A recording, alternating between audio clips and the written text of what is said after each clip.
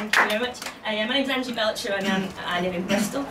And there's a bit of a fracas at the moment in Bristol because the state school education system there is appalling, really bad, really bad. But my friends who've got children have realised that the faith-based schools have brilliant kudos and reputation. So my mates are now currently trying to pretend to be religions that they are not. Apparently it's going on in other places as well. Check out your local church on a Sunday, queues of women lining up to suck off the vicar. And I find it a bit difficult because if I had to pretend to be a certain religion to get my kids into a certain school, what would I choose, I thought? Because I'm an agnostic, so I'm not really sure really whether God exists or not. And this brings a set of its own problems. For example, I've got absolutely nothing to scream when I orgasm. If I did it, we'd go a bit like this. Oh. Oh. I don't know. Oh. I'm not really sure. Why do little babies die? Why do men have nipples? I'm not really certain about the existence of a deity or any other supernatural being that may or may not exist. That's a fact. And so I've got religion when I do, so I thought maybe I could become a Catholic. I mean, they're always up for a good laugh, aren't they? What did St. Patrick say when he was driving the snakes out of Ireland? Are you sort of right in the back there, lads? Or I could become a Muslim. I think they've got their branding a little bit wrong. The idea is that you get to have sex with 77 virgins in heaven. I can't imagine anything more boring than having to listen to a bloke say 77 times, "Please be gentle with me, it's my first time," when I like it quite rough. Anyway, so that's why I'm single, quite aggressive. I wanted to give you a little poem about my ex-boyfriend, if that's okay. It's called Dave. That's not his name. The identity has been changed to protect the guilty. Because nothing rhymes with Tarquin. It's quite an emotional poem.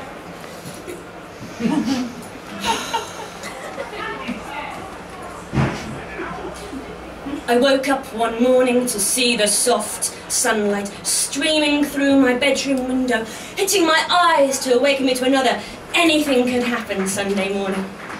And I thought, I hate Dave. I put the kettle on, and I felt the anger and the fury of the boiling bubbles of water. And I thought, I hate Dave. I took the cold, hard, evil milk out of the fridge. And I thought, I hate Dave. I looked down at the swirling Cocoa Pops of doom swimming in my cereal bowl. And I thought, I hate Cocoa Pops. I looked down at the sweet yet pitiful face of my cat, Timmy, who is now dead. And I thought, I hate Dave, and I heard the fervent and repetitive words from the mouth of my counsellor telling me to move on with my life. And all day I just thought, Dave, and I hate him, I hate him, I hate Dave. Thank you.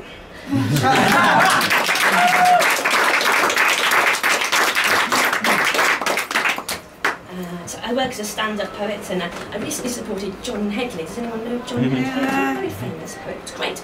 And I got my picture in all the papers, which is lovely. But I want to tell you a little bit of story about what happens sometimes when people recognise you in strange places, because some of these newspapers turned up my local doctors. So I went to the doctors to have an IUD inserted. Some of you might know what that is. In case you don't know, an IUD is a little piece of plastic about that big, a constructed device that gets inserted into your cervix to stop you from having babies. IUD, very different from an IED. That would be a very different show. Hello, I'm Angie Belcher. Anyway, there I am, practically naked, on the table, legs akimbo. And the doctor says to me, right, so, Angie, I have to go and get a nurse to be present for this procedure. It's strange. There's some things you want an audience for, and some things you don't. I said, well, why is that? And she said, well, it's to protect you. It's to stop me being accused of professional malpractice, she says, and to make sure that you're not abused in any way. Just to explain to you, this procedure involves my vaginal walls being clamped open, with the doctor's practically whole hand up where the sun doesn't shine. Tell me, how would I know if she was doing that abusively? Maybe she could wiggle my cervix seductively.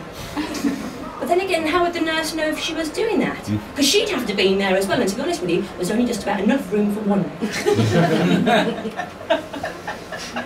How else would I know? Maybe she was enjoying it. Maybe she'd say something like, "You've got a great cervix." I'm really quite happy, really. She must see loads of cervixes, and if she was to single mine out for special attention, I'd be quite pleased. Anyway, she was having none of it, so off she trots. She comes back and she said, "Oh, we're really busy today, I'm afraid I couldn't get a nurse. So I've brought Edna, the admin assistant." Edna's really excited.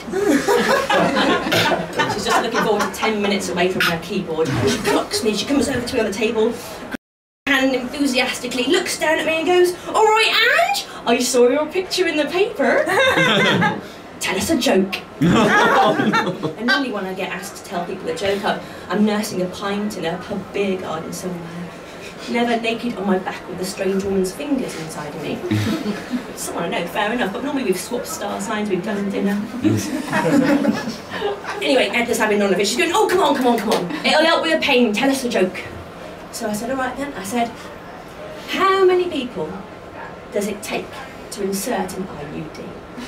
She said, "I don't know. How many people does it take to insert an IUD?" And I said, "One, you insensitive bitch."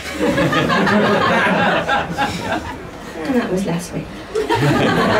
You've been marvellous. I've been Angie Belcher. Thanks for having me. Thank you.